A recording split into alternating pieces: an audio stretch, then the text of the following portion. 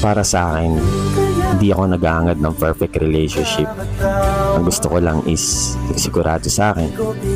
May pagmamalaki ako na kahit na ang dami ko imperfections, yung mananatili sa tabi ko through ups and down.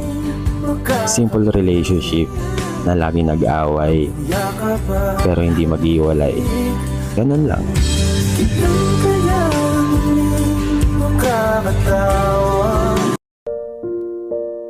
Naglalagay ng kolorete sa iyong mukha para di nila malaman ang tunay na naganap na ikaw